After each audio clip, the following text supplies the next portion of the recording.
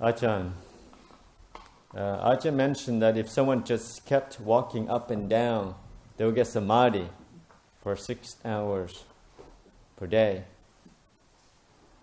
Unless one has wisdom panya, would this be possible? Samadhi on its own, would it be adequate for enlightenment? No. I mean, if you walk up and down for 6 hours, that would imply that you also had mindfulness to, obviously to be with in the present moment and walking backwards and forwards. But initially, just the dedication, just the perseverance of not, sitting down, not forgetting about it, not quitting before the 6 hours and before the 6 months. Yeah, so that would give rise to kind of a more focus.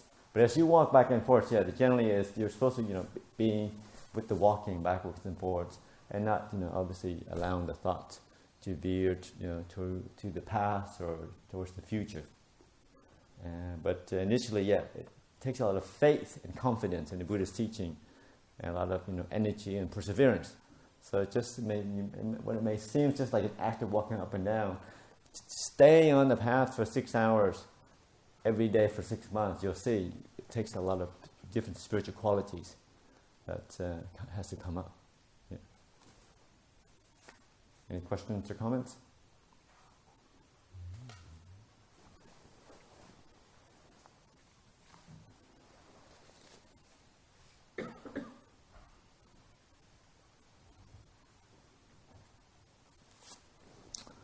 Can you please speak a bit about wisdom? What is it? How can we strengthen it? How do we know our wisdom is right and not our ego reinforcing itself? Wisdom it's also a tricky thing to talk about. Also, it is one of the 5 spiritual qualities that the Buddha teach. It starts with faith, comes energy. Third is mindfulness. And the 4th is samadhi, concentration or stillness. And 5th is wisdom, culminates in wisdom. So there are different spiritual qualities. And obviously wisdom is one of the spiritual qualities that we are kind of encouraged to develop. And it's true, how do you develop wisdom? I think in Buddhism you develop the conditions for wisdom to arise. And the condition for wisdom to arise is, in many places, is samadhi, a still mind, a clear mind. So if you have a clear mind, you have a strong, concentrated mind, then you see things clearly. You see things clearly, the mind lets go. It's not like you're doing it. So true wisdom arises in the mind, and then letting go happens. So not you are doing the letting go, you're controlling things, but you see clearly that whatever it's that we attach to causes you to suffer. If you attach to things or people or situation, and you see clearly that is causing you suffering, the mind would let go. It's kind of the simile I use over and over again. It's like an addict. You see clearly that your drinking is causing suffering. Truly it's causing suffering. Then you'll stop drinking. But a lot of people who drink, they think it brings pleasure. It brings the opposite, and that's why people keep drinking. But you see clearly that that thing that you're drinking brings a lot of suffering in its wake. Then you'll drop.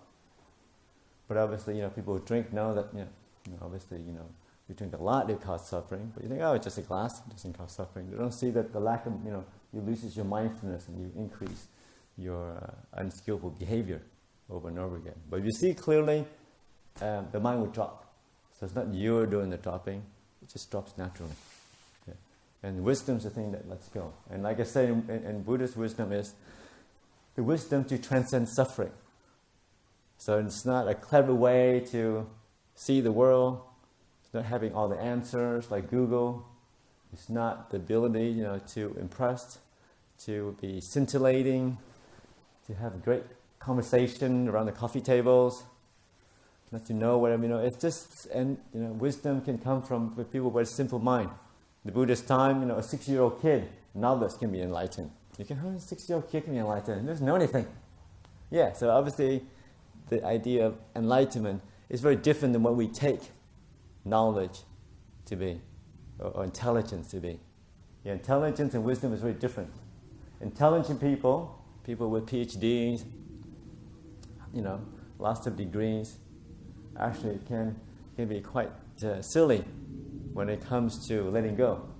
Professors can suffer terribly and get depression. But if you have wisdom, negative states of mind is almost impossible. Because you're not attaching to things. You can be with peace. I'm not saying that, obviously people who suffer is they're stupid. No. We suffer because we attach to something. We suffer because we don't see things clearly. And it takes a clear mind. It doesn't take an intelligent mind. It takes a mind that is peaceful to see where is it that we attach to things. Where is it that we crave. Yeah. And it's something that only comes from cultivating the spiritual qualities. It doesn't come from more knowledge. That's why Ajahn Chah can be quite, you say some of the fourth tradition can be anti-intellectual. Telling people, you don't need to read the books. You just need to read your heart. And I say, that's because you guys only have 4th grade education. That's why you tell us not to read the books. You guys don't read books anyway. But that's not entirely true. Because people who practice realize that sometimes reading too many Dhamma books only reinforces the ego wisdom that you think you know, and but there's still a lesson sense of self around it. And sometimes the ego can be quite subtle. Yeah. Remember, we're practicing to let go, but sometimes people practice to accumulate, to become a better self. We're doing selfing things. I am spiritual. I am holy. I'm pure because I do these kind of practices. Because I meditate 2 hours a day, and I keep all my precepts, and I don't listen to music. I don't go to the mall. I don't watch any movie. I'm really pure, almost enlightened. No, it doesn't come from like that. It comes from letting go, erasing the sense of ego, sense of self, not attaching to things. But Buddhists, spiritual seekers, we also, we come from a materialistic kind of world. So we also put some of those energy into our spiritual practice. Resisting against spiritual materialism, whatever. You see this great girl in town, you don't want to miss out, so you have to see that girl and this girl, read that book, go to that retreat. I've just been back to Bhutan, amazing retreat on this high mountain. It's very hard to get in, only a very select few people can go. And this girl only had 5 disciples. I was one of them. It's very highly enlightened. It's all this spiritual thing that we could, make around the spiritual practice. Yeah. And it's not really, truly not about that. It's about, sitting, being still, and looking into your own heart and mind, and seeing what is it that causes you suffering. What is it that causes you to be anxious and worried? What is it that brings a sense of irritation? It's usually an attachment to something. Attachment to how the world should be. Attachment to how the people around us should be. Or attaching our image of ourselves with how we should be. And, learning through clarity, having the courage to start to let go of all those things. Like Ajahn Chah's famous phrase, which some of you might know. If you let go a little, you have a little peace. You have a little happiness. You let go a lot, you have a lot of peace, a lot of happiness. If you let go completely, you have complete peace and happiness. And that's enlightenment is. Really not to be attached to anything. You can use things and be with people, but in your relationship with them. Whether you relate to the world from acceptance, from peace, or you relate to the world from wanting and craving. And it's fine, unless, and also something that we need to reflect on, unless you're completely, fully enlightened, there'll be some craving there somewhere. So expect some suffering because of that. Yeah. So I say, oh no, I'm a Buddhist, I don't crave. I don't go shopping anymore because we're beyond material stuff. Now I understand that there's a certain amount of craving that comes up from time to time. But just to know that the craving, the wanting, will bring suffering in its wake, eventually. The Buddhist wisdom is the wisdom to solve problems, to transcend suffering. So when you're feeling annoyed, irritated, when you suffer, for whatever reason, it's good reflection. Why am I suffering? What is it I'm not seeing? Because like Luang Por Lim says, wherever there's suffering, there's also the end of suffering. We just need to let go in the right places, with the right thing. We just need to make peace somehow. Because so much of our suffering is resistance, not making peace, fighting the world. I want the world's this way, but I want people to be peaceful. I want people to stop fighting. I want people to be vegetarian. Why don't I eat meat? Or whatever it is. I want people to stop degrading the environment and recycle everything. These are nice things, but to want the whole world to move in that direction, it's asking for something that I cannot do at this moment. Yeah. So ability just to be with peace, with people for they are, encourage them to change, but also understanding. People will change when they're ready to change, not when we want them to change. The same with the world around us. It works on causes and conditions. Things happen this way because of all the conditions that come into being. And when those conditions are gone, the things will change accordingly. Not according to our own wishes, but according to our goals and plans. Okay? So it's wisdom to see into clearly, into reality. You see clearly, acceptance comes. Letting go happens. Questions or comments? I have one. Yep. In relation to that, the idea of social movements then. Yep. I realise that monastic community, you're not necessarily going to go into that, but you said it's good things to have it's not going to change just because one individual is going to think about environmental degradation not being very good and eating meat and so forth, industrial agriculture and all of that. But what comments would you make then about social movements, people together making these changes?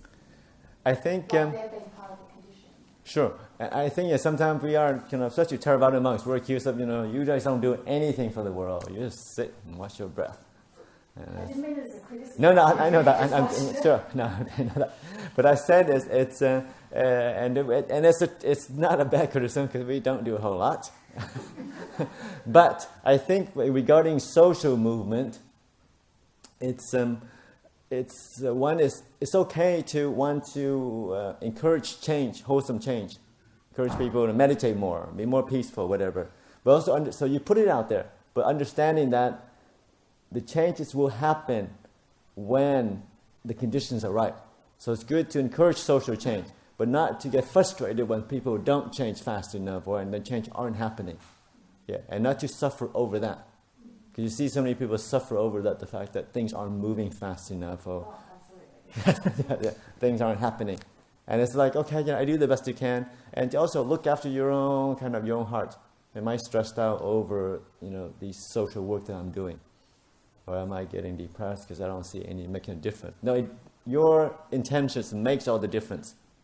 Even if you just save one person, feed one person from soup kitchen or whatever, or save one person from drug addiction, those makes the difference in people's life. I just know that much. So you have to focus on more the specific extent of wholesome change. Because sometimes people will, out of greed, hatred, and delusion, they will do silly things, cruel things to each other, and there's only so much you can do. So you can't certainly, make social changes, but just to know, that to change in the world and things around you, with the least possible suffering involved. Yeah. If you get depressed, annoyed, irritated over it, then saying, okay, there's something I want, something I'm pushing, that's creating more suffering that's necessary. Yeah. So definitely social change comes from that. But sometimes it's also good just to see, the power of samadhi, the power of your mind. The more peaceful you are, you'll see the more power that has to see things clearly and to affect change in a way that is more skillful as well. No, so I do encourage people, to make a difference. Certainly with, environmental issues or any social issues to feel strongly about. You don't say that, I'm a Buddhist now. I don't need to go feed the poor. I don't make any social changes because I'm only aiming for enlightenment. I think it's not a proper attitude, because the Buddha did encourage compassion, try to alleviate suffering where you can. So definitely try to affect social change, but knowing that the change will come according to its own conditions, not just based on our own things that we do. There's a much bigger world out there, and there's many things that goes into change happening. But not to give up, certainly look after yourself as well. Not to get frustrated or irritated from the lack of change that we want to institute. Questions or comments? Yes, well, one of the interactions I have for Thich Nhat Hanh, you see, in my mind, he absolutely embraced both self change and Theravada Buddhism very actively. Like in the Vietnam War, he was very reactive out there. And was almost nominated for the Nobel Peace Prize. That's right. So it appears that certainly for me, that's an example of embracing actively both equally. What was your comment? No, I think the good thing about Buddhism is that it's completely unorganized and unstructured. So different leaders, different monasteries get involved in different projects, and that's completely fine. Some monasteries, like some teachers, being very well known, they get a lot of donation, different things. Some build big stupas just to remind people that there are arahants, there are enlightened beings to pay respect to. Other people, funnel the funds into building hospitals, around, near their province and near the monastery, encourage kind of social action in that way. So it varies, depends. But the thing is, you can be sure on is that, and as monks anyway, we're taught just focus on purifying your mind. The rest of the stuff will follow. And everybody have their own inclination of doing different social activities. And it's not, there's no kind of more socially engaged is better or less is better. It just depends on your own inclination. But also, hopefully it comes from the right place. So once you purify your heart after, 20, 30, 40, 50 years of meditation practice, of living the holy life, then once, there's a degree of freedom, then you can use that clarity and that sharpness to implement, to change the world, to help the world in a way that suits your own inclination. And that's the thing when, visiting, kind of Thailand or different Theravada country, you see it's not one kind of cookie-cutter ways, that you can respond to the world around you. Many people have different ways of responding, helping the world. Once they finish their work, or once, they're in a place where they're very kind of, with a place of deep wisdom and compassion, to respond in the different ways.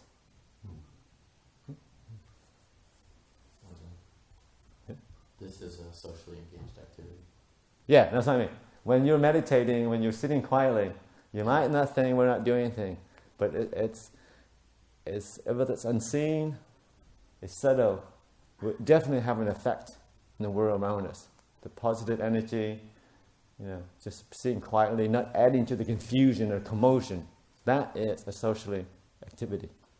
And that's why I always tell people, the most meaningful thing that we can relate to each other, the deepest relationship I have with people is just sitting quietly and meditating together. So never underestimate just the power of silence, the power of peace. Sitting quietly, focus on the mind. You'll be amazed. Thanks for that. Any questions or comments?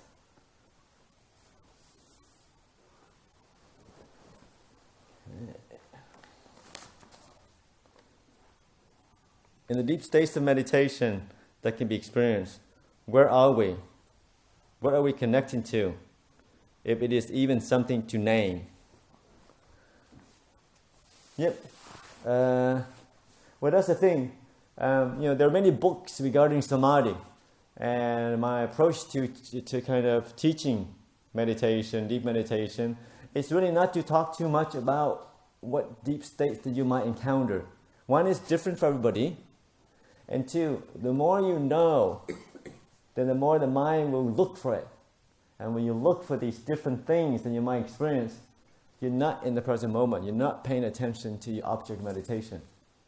And there's no books. There's no shortage of books written about, deep meditation states already.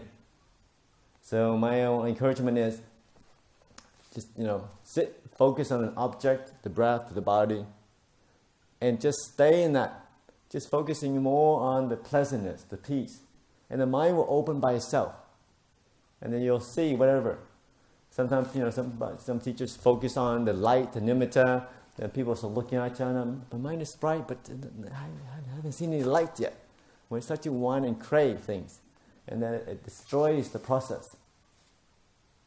So in terms of meditation, you have these specific questions. We can talk in the interview or something more private. Otherwise, it's just the process of being present and letting go and allowing the mind to open up. And deeper states, you'll see that you're not really there. The process happens by itself. The mind does its own thing, and you're just the observer. The thing being aware of what's happening, not really driving the process. Initially, you got to sit yourself down, you got to focus on something and keep it focused on a meditation object. But once samadhi starts to gather, then it's more effortlessly. It happens by itself. There's so much so much happiness, so much kind of feeling of peace that you just stay with the meditation object without having to put any effort, any force onto it.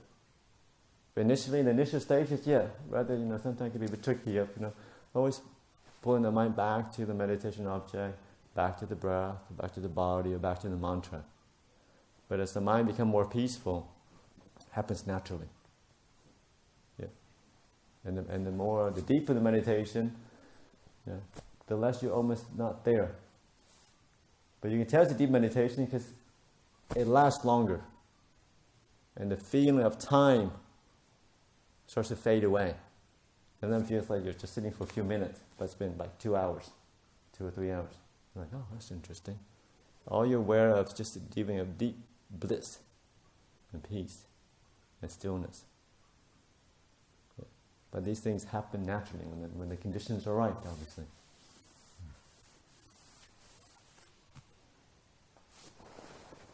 Questions or comments?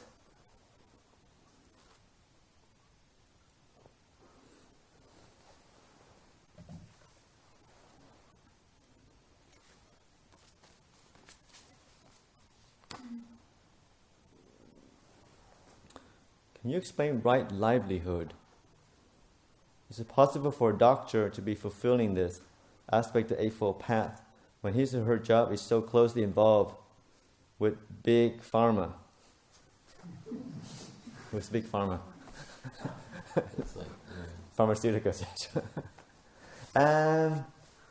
It depends on what you focus on. Because in the world, it's the way it is. There's, their business. People make money off all activities of our lives. And like I was saying before, your word is what you focus on.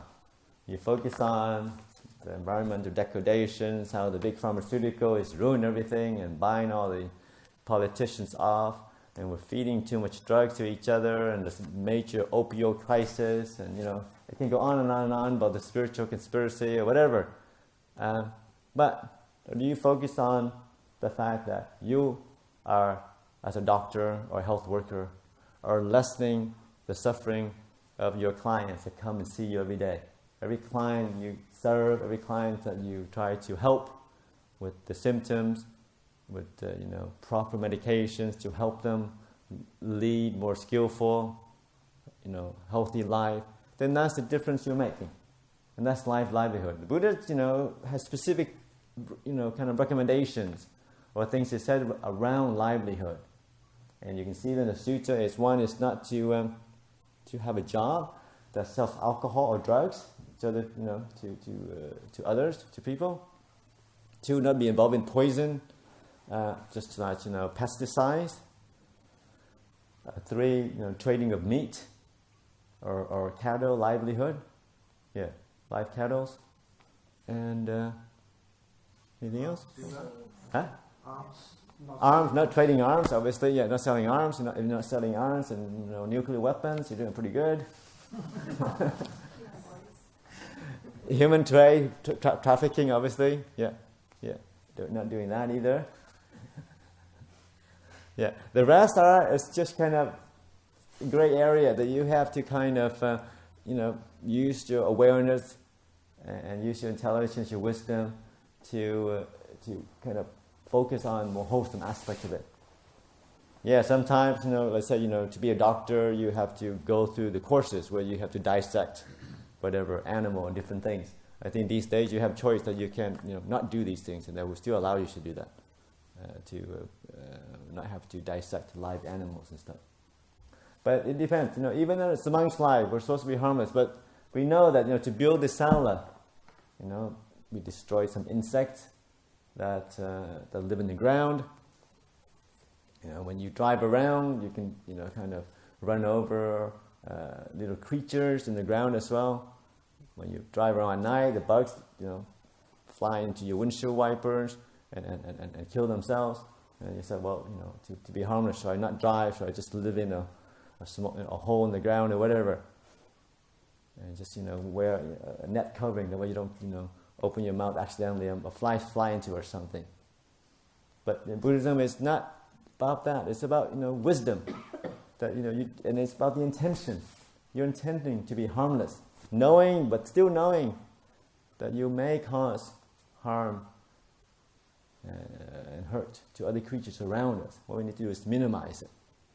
So in life, in whatever you choose to do as a livelihood, also try to do that as well, intending to bring compassion, to alleviate sufferings to the creatures around you, the beings around you. But knowing that from time to time, some creatures will get hurt accidentally. But it wasn't your intention. Know that when you drive around, you see your patient, that the bugs will fly in there, run over things occasionally. But your intention is to help people, to service, to be of service, to be a benefit to people, a community, or to other beings in the world. So that's kind of the nature of livelihood is. Yeah, we have to make a living, you have to feed your family, so obviously you have to do something. But stay away from really the unwholesome kind of occupations that will hurt or harm others. Questions or comments? Some people have that, or some monks even have the view that, well, marketing, if you're marketing, then it's a really unwholesome profession, because you're encouraging people to crave, to want things. Depends on your intention. Encourage people towards more delusion or whatever. It also varies. But also just with any occupation, things you do, it's a trade-off of paying rent, looking after your family, but also seeing how much stress that brings into your own kind of life. And then these days people are making intelligent choices. Go for a job that brings more social benefit and less pay, or you want to go for a high-paying job, something that's not for me to dictate, but for you to make for yourself, with your ideas of your family, your needs, into account. Questions or comments? Yes? So if you were to be an arahat though, you would start, you can't think like that, can you? Because you're trying to stop your desire. Yeah. So going on that path, if that is your intention, like how do we first know that we are on the right path? In the sense, how will I know I'm a stray mentally? how will someone know? So usually the Buddha, in the Buddhist kind of teaching on stream entry, the sutta, there is a book. It's called the Samyutta Nikaya, one of the major, kind of the teaching left by the Buddha. There's a whole chapter on stream enter, and based on that chapter, and to talking to other kind of meditation masters, if you are a stream enter, you will know. You know how you get there, and you know the moment that you got there. So if there's any doubt, then you should consider, what am I missing? Yeah. And also, I also try to encourage people to look at the path. It's more of a gradual path. As long as you feeling more happier, feeling more at ease, mind settles easily, meditation gets deeper, your contemplation of the body, 4 elements, are getting more smooth, insights happen naturally, then you'll see that you're on the right path. As long as faith increases, wholesome qualities, you have faith in the Buddha, and Dhamma, and the Sangha, you keep the 5 precepts naturally, perfectly, and those are good indications that you're moving in the right direction. In terms of the moment that you have a breakthrough, it's very clear. You'll know when you reach that moment. But also, even in the Buddhist time, there's lots of overestimation that we tend to overestimate ourselves, which is, is part of being being deluded, and that's fine. So that's why it's also good to have a teacher where you can come to and you can talk about your meditation experiences, talk about your insight experiences, and then to see what another wise person would say. And as a senior monk, we get lots of sotapanna walking through the monastery, quote unquote. I usually send off to Thailand and go, okay, you go ask Ajahn Tan when he comes and what he says. But it's not about, like I said, more things you can attach to your name, more things that I'm a sotapanna. What you gotten out of this 3-day retreat? What? You haven't sat for 4 hours yet? You haven't got the 4th jhana yet? I'm a stream entry. And some places do kind of cater to that, and you get a certificate. You're a sotapanna, non-returner, once returner, an arhat. So then you can sit close to the monk. If you're an arhat, you can sit close to the monk. That's just more silly spiritual materialism. But we're here to get rid of the ego. We're here to erase away a sense of self and wanting, and the ego of wanting to be, special, rewarded. I gave up my whole weekend, and I'm still not a sotapanna. I'm wasting my time. I should have gone on that holiday. And it's just remember, once this feeling comes up, and it's more. And Ajahn Chah, makes this kind of famous phrase about, even if you are an arhat or sotapanna, don't tell anybody, because then you have to prove it the rest of your life. You're not sotapanna. I see you eat the food. You have a craving of eating all that food, or whatever it is. So Ajahn Chah's famous phrase is, don't be a sotapanna, don't be an arahant, don't be a Buddha, don't be a bodhisattva, don't be anything. When you are anything, that's suffering. Just work towards increasing peace, increasing stillness, increasing compassion. Whatever that label is, it is what it is. There was a story where I think this nun, she did like a 6 months retreat, silent retreat, came back glowing, beautiful, very peaceful, and she was so excited. She wanted to tell Ajahn Chah her experience during meditation. She said, Ajahn, I think I've cracked it. I think I'm a sotapanna, at least. And I said, sotapanna, a little bit better than a dog, I guess. But in Thailand, calling someone a dog is a major insult. And she was furious that her glow has just disappeared right away. She ran away and said, I'm never talking to you again. And now she walked away thinking really nasty thoughts about her teacher. She was like, oh no. Sotapannas or arahants don't have these negative emotions. So maybe I'm not. So it's kind of a way of his way of kind of poking at, When you reach the certain stage, those negative emotions, sense of self, doesn't come out. People, if you're an arahant, people can call you all sorts of names, and it doesn't bother you. Yeah. But sometimes, we have arahants, and they're quite sensitive. You have to be really nice to these arahants that come to the monastery. You have to let them teach all the time, otherwise they get really annoyed when they don't get to teach. But anyway, the spiritual practice is, like I said, it's about increasing sense of peace and about erasing away a sense of ego identity.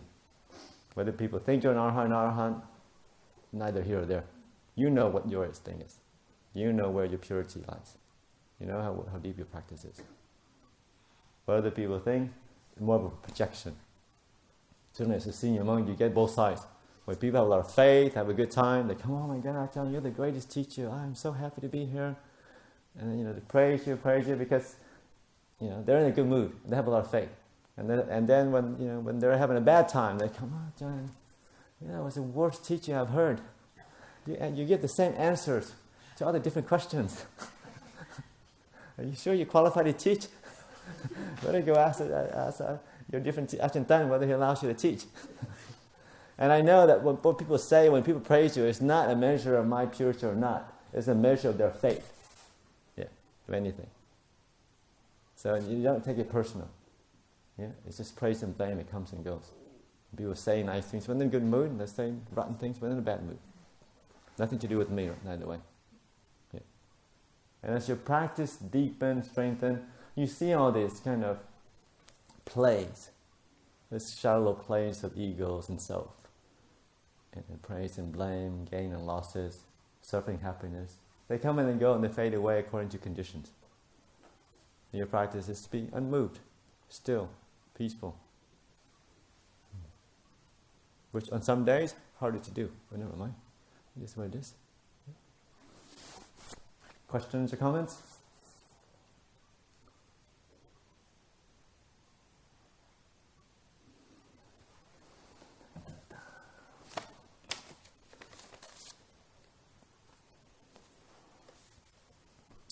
Dear Ajahn, how can we cultivate a virtuous, righteous and wholesome quality that helps us refrain from chasing sensual pleasures?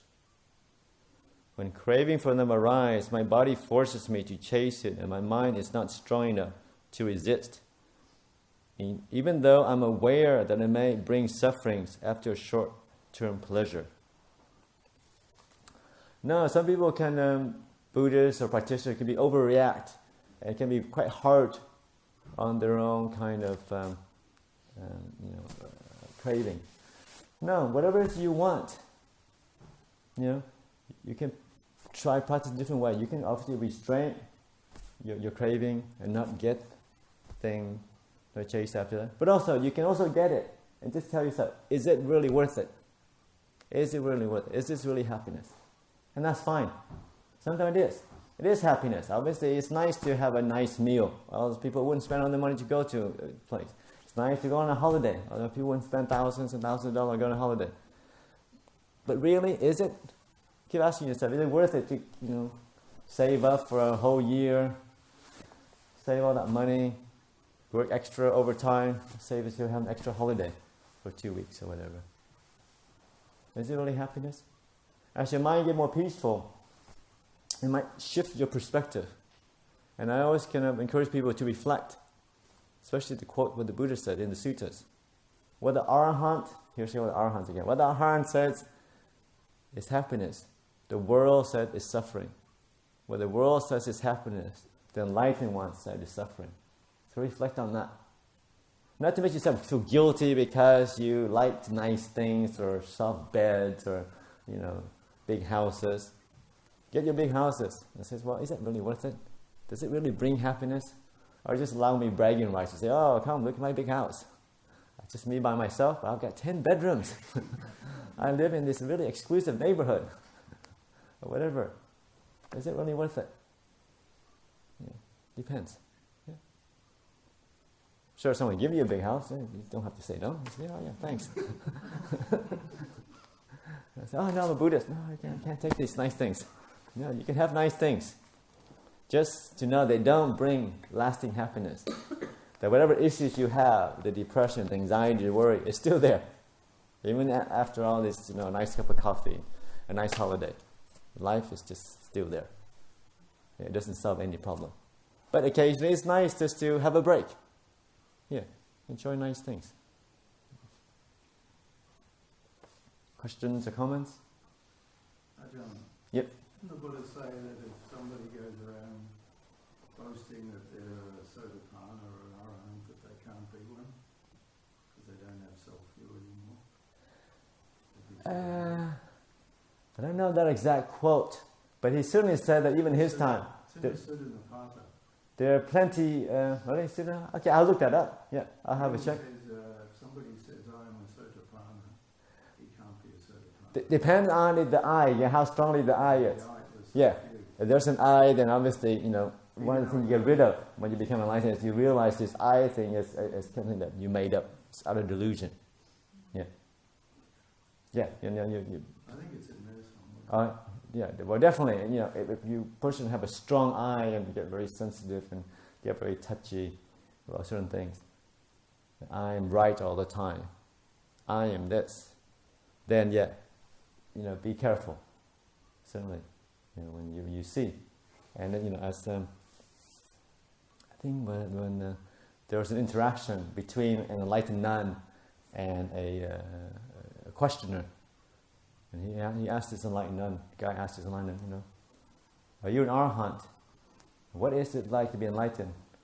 She says, when, an enlightened mind just sees there's suffering arising, suffering passing away.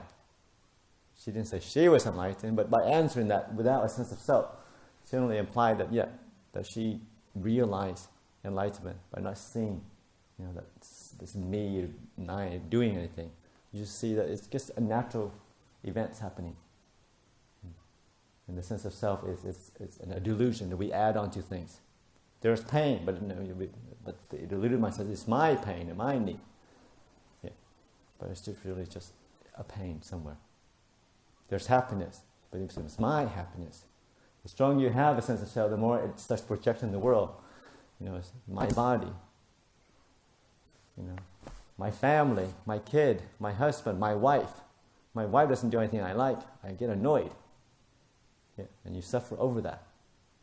It's the mind that's a major problem. And as you practice, as you rub away the sense of self, there's less of mind and I owning. In more details of that will come soon, because Ajahn Khemavaro, a senior monk that we're lucky enough to have stay, he's working on the I and the mind making in the spiritual path. So something we can also look at, and he's consulted a lot of the different teachings of the Buddha regarding that. So it also helps us to, Isn't he writing a book about it or something? He's not writing a book about not self. Yeah, I making and my making. So how can he write it if there's no self? Well, he's joking. It's very difficult. It's happening by itself, he says. Very slowly, though. It's happening.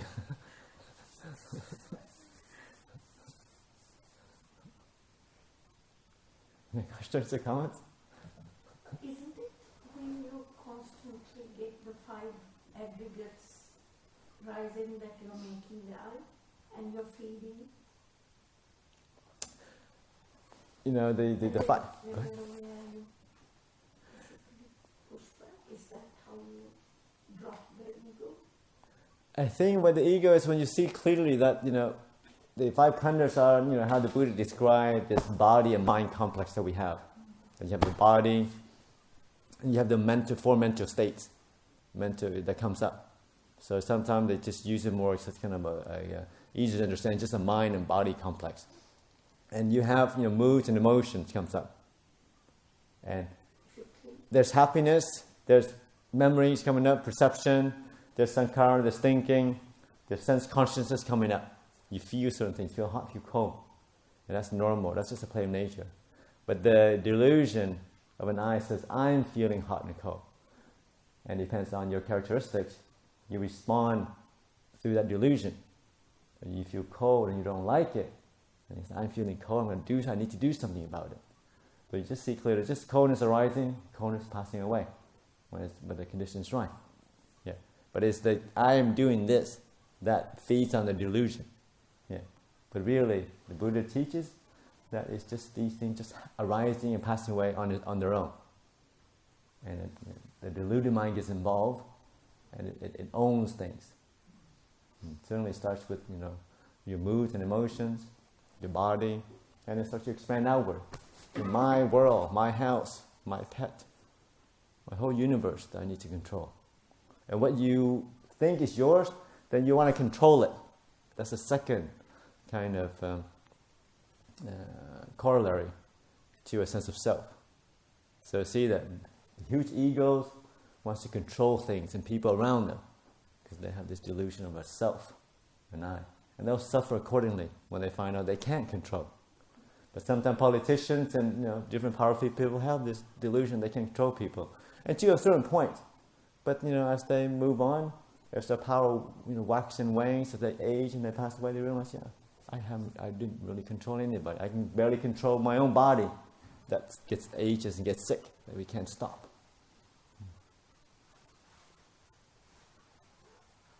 And that's where wisdom comes in. That's where samadhi comes in. You have a clear mind, you see these arising, passing away in the present moment. And the mind lets go. But it true letting go comes only from stillness. We can try to let go, but we always kind of end up grasping back to the things again.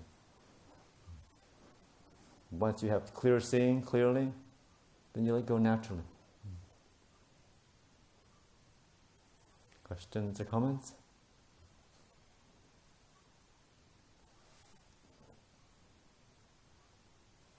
Yeah, remember, Buddhist wisdom, enlightenment, we have true wisdom, no suffering. You can't be an arahant and, be annoyed, irritated, angry, feel sad or depressed. Not that those things are bad in themselves. We all have moods that goes up and down. But as you work on the spiritual path, the unwholesome state of mind starts to disappear, starts to lessen by themselves. The confusion, the irritation, the doubt, the worry, it starts to listen away and move away. And when you have this confidence, clarity, compassion, energy arousing naturally. There's a kind of a famous anecdote. Lumpur Lim, who is which monk? There's the monk right there, who is the new abbot of the Ajahn Chah monastery. Ajahn Chah passed away in 1992. He nominated Lumpur Lim to be the next abbot. Lumpur Lim is obviously highly attained monk, but his thing is he works all the time, buildings in monastery, building Dhamma halls for different monasteries. And he works too late, till midnight, to 10 or 12 o'clock in the morning, and then he wakes up again at 3 o'clock and does his meditation and walks on arms around, and he works all afternoon, deep into the evening. And sometimes some of the young monks in their 20s and 30s can't keep up with him. They're like, well, Paul, how do you do it? You're in your 70s and you just had a heart operation. How do you kind of keep on going? Where do you get all this energy? What are you eating? You're not supposed to eat in the afternoon. What are you eating? What drugs are you taking? It's like, no, that. He said, because when I work completely. I don't worry about my results. I don't worry. When you guys work, you work with attachment, and your attachment makes you tired.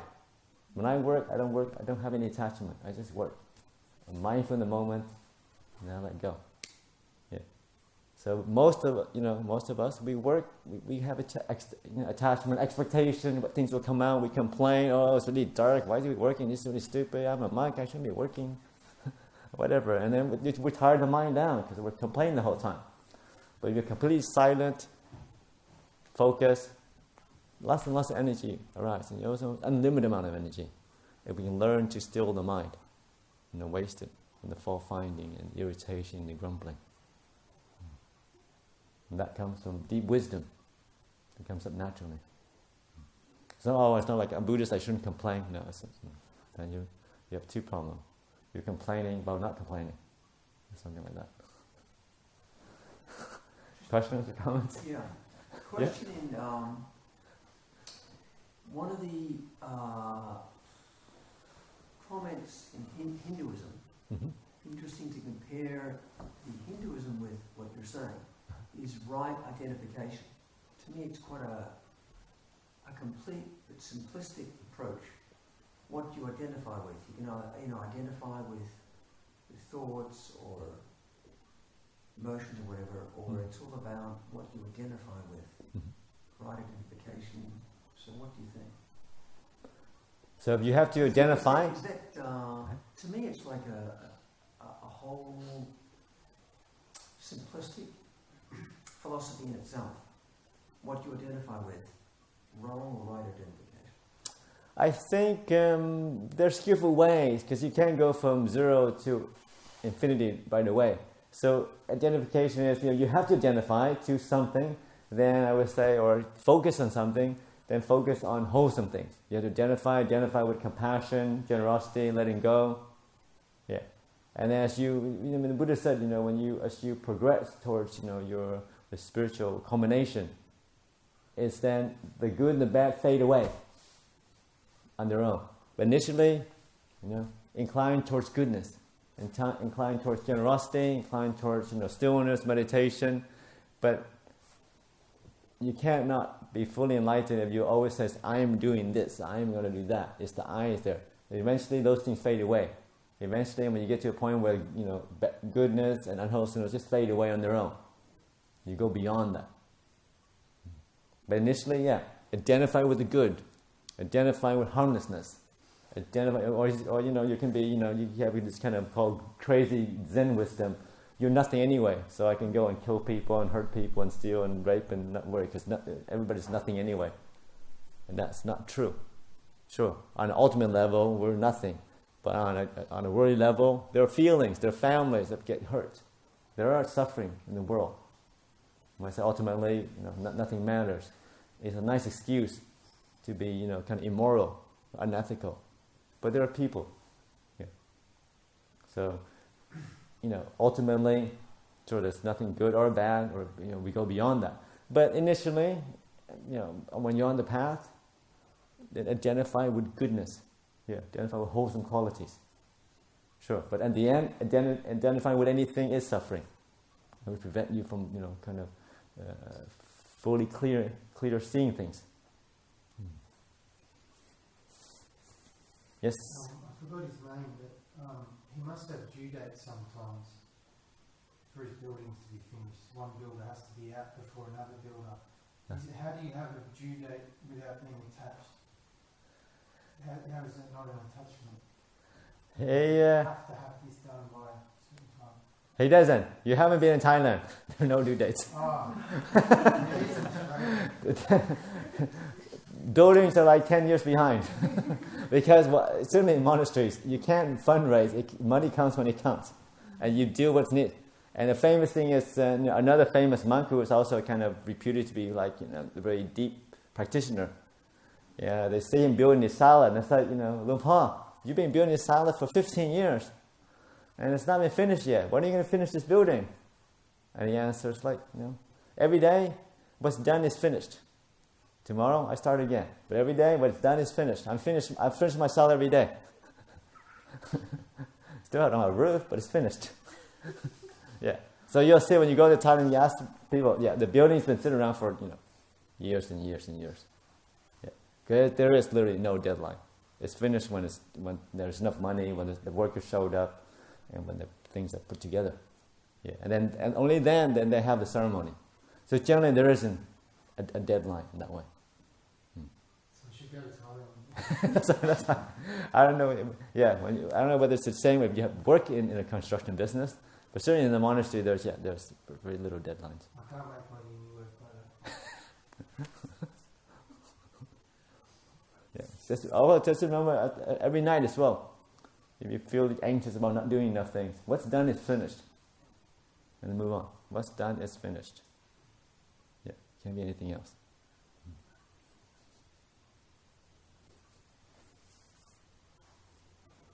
Questions or comments? Okay, final question. Ajahn, how would you describe your own meditation practice? Are you just sitting in mindfulness, exploring the internals of the body, or something more advanced? Thank you. No, sometimes I'm nodding backwards and forwards.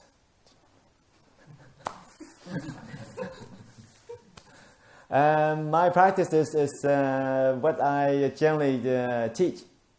I start with body awareness, just focusing on the body, and then when the mind is peaceful, the breath comes up naturally, the breathing process, because that's part of the body. When the body is tranquilized, the breathing process comes up, and I stay with that. Yeah. And then, different things happen, but generally, it's just starting out, and then towards the end of it, if it's a really good meditation, do a bit of metta meditation, just kind of radiate the wholesome energy to different people around. My family, parents and brothers and sisters and other monks who I've known, other people whom I've known, whoever comes to mind, just radiate this wholesome energies to different people, different places. Yeah. So a bit of, body sweeping, and then a bit of mindfulness of the breathing, and metta meditation. And also, if it's a long retreat, during the rains retreat, we have 3 months, kind of do walking meditation in there. And generally, I just focus on the increasing sense of peace and stillness. Just happy to be sitting here. Really, no goals, no place I have to be, no meditation states that I've got to get to. Just happy to be here. Yeah. The more I've meditated, the more I've been a monk, my standards are lower and lower. Not waiting for the great meditation states, not aiming for them, but just happy to be sitting here. Happy just sitting, watching my breath. Happy sitting in the sala, sitting in a quiet place. Then things happen. And like I said, whatever you focus on, that becomes your meditation. Focus on the 59 minutes that you're nodding backwards and forwards. Now you focus on the 1 minute of peace and stillness that you have.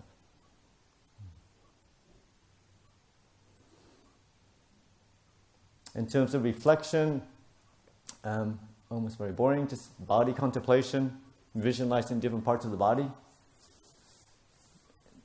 internally or externally, different people that come up.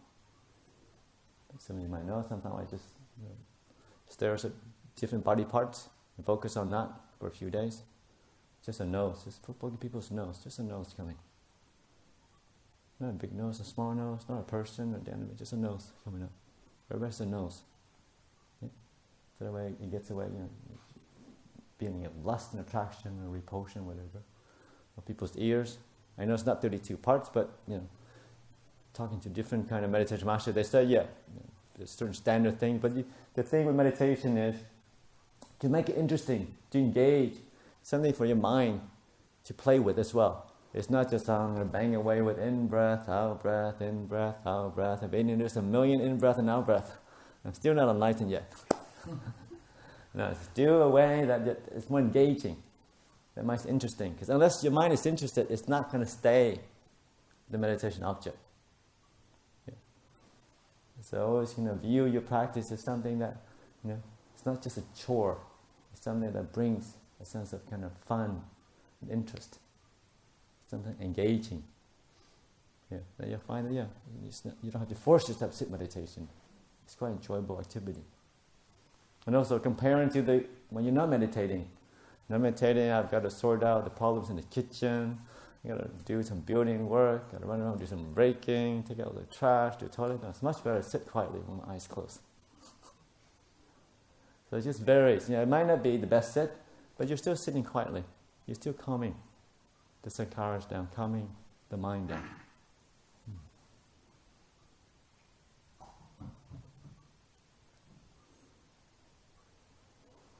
Questions or comments? Ajahn, can you give us an example of making it interesting?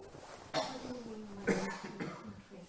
Making it interesting, like I was saying, like instead of kind of following the textbook to focus on the 32 parts, you go from hair to head, hair to the nose. Sometimes with hair, sometimes I do hair to the head, just kind of visualize what hair looks like.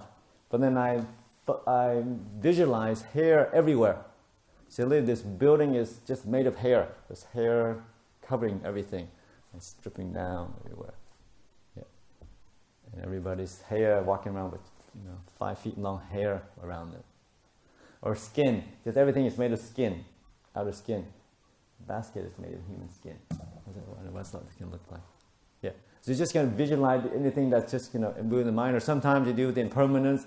You just focus on the whole earth being scorched and burnt to a crisp, all black everywhere you look. You see what it feels like? Yeah, and that could be possible. Strong fire comes through. Yeah. So when you do contemplation, you can use the visualization to kind of something to make it not so rote like.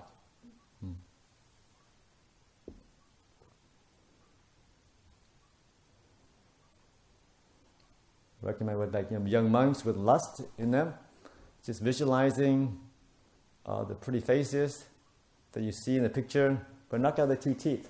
See if any supermodel looks good without missing her 2 teeth. It's a simple thing, but it wakes up. Yeah, okay. Beauty is so fickle and so dependent on everything around it. That just 2 teeth really makes all the difference. You get the young monks to look, and novices to look. A beautiful lady walks into. If she's with her mother, she's going to look like that in about 50 years. And just seeing the aging process, just kind of not ignoring, because lust is we want to see beautiful things, and we think the beautiful things can stay there forever, and that's the delusion of the mind. Right?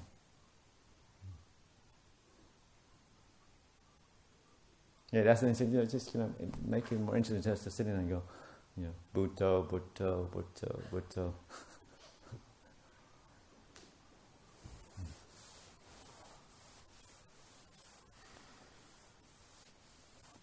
Okay, I think it's about 9:15 already. Enough for tonight. Final questions or comments? Otherwise, we can continue sitting. I'll call it a day. And tomorrow is the last day, so last night to make a breakthrough.